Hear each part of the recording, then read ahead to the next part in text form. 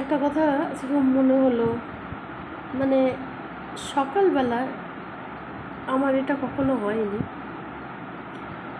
হয়নি বলতে এমনি ঘুমিয়ে পড়ি সারাদিন বাড়ির কাজকর্ম টুকটাক করে। সকালে হঠাৎ দেখি স্বপ্ন। অনেক দিন আগে একবার দেখেছিলাম, তো আজকে দেখি একটা অন্যরকম স্বপ্নটা এরকমই। আমি খুব একটা অবাকও হইনি, কেন কখন কী সিচুয়েশান আসে, সব কিছুর জন্যে ভগবান পরীক্ষা নেয়, প্রস্তুত থাকতে হয় হয়তো। হঠাৎ দেখলাম আমার থাকার জায়গা নেই, আমি কি খাবো, যে আমার কাছে কিছুই নেই, দুটো হাত শূন্য ফাঁকা। এই অবস্থায় রাস্তা দিয়ে যাচ্ছি, আমার ছোট্ট বাচ্চাও সাথে। রাস্তার ধারে হঠাৎ দেখতে পেলাম পরোটা ভাজছেন ভদ্রলোক। তো আমি বললাম, আমি কি একটু হেল্প করে দিতে পারি? তো ওনার কি মন হলো, হ্যাঁ ঠিক আছে আসুন বলে আমিও কাজে হাত লাগালাম। ওনারও ছেলে ওনাকে হেল্প করছে দেখে জিনিসটা আমার খুব খারাপও লেগেছিলো। আর আমি ভাবলাম যদি আমি একটু হেল্প করে দিই, এখানে একটু রেস্ট পাওয়া যাবে, একটু বসাও যাবে। কোথায় যাব আমার কোনো ঠিক নেই, তারপরে ভাববো কোথায় যাব। তো উনি আমার উপর কেমন একটা মায়া হলো ভেবে উনি বললেন, হ্যাঁ বসুন।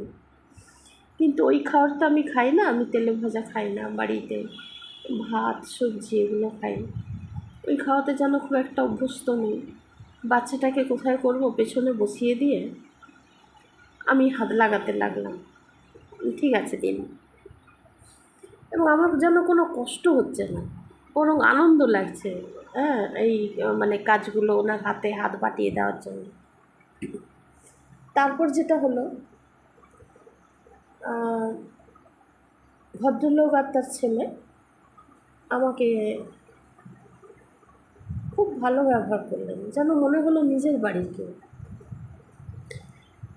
পাশের দোকান থেকে বলছেন যে, এই ভদ্রমহিলাকে এত কাজ করাচ্ছিস কেন? হ্যাঁ, তো উনি বলছেন, না না আমি করাচ্ছি না, উনি নিজেই করছেন।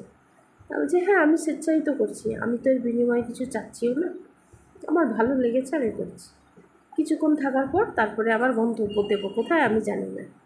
এই রকম স্বপ্নটা দেখলাম, আমার ঘুমটাও ভেঙে গেল। তাই ভাবলাম এরকমও তো দিন আসতে পারে, কেউ তো ভবিষ্যতের কথা কিছু বলতে পারে না, আসতেই পারে। তো কাজের কোনো ছোট বড় নেই, যদি অভ্যেস থাকে বা যদি মানিয়ে না হয়, আমি হয়তো ওটা পারবো না, আমার পক্ষে সম্ভব নয়। কেন আমি সবাই তো সবটা পারে না।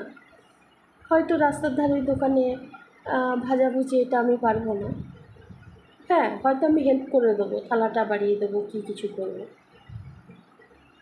অন্য কাজ হয়তো পারবো, কিন্তু আমার কাজের কোনো কষ্ট নেই।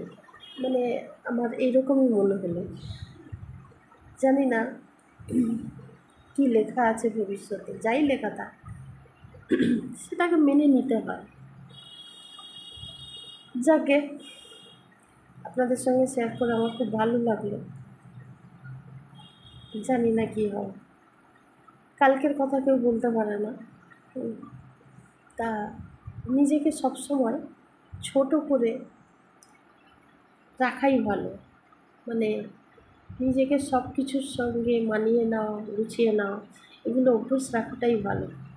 ওই বড়লোকি চালটাল ভালো লাগে না আমার। যাকে ভালো থাকবেন।